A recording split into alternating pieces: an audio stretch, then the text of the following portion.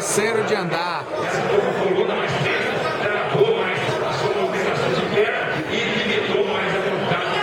Primeiro, Eva de Alcatea, 7 vezes campeã nacional. Segunda, Aurora Café, campeã nacional.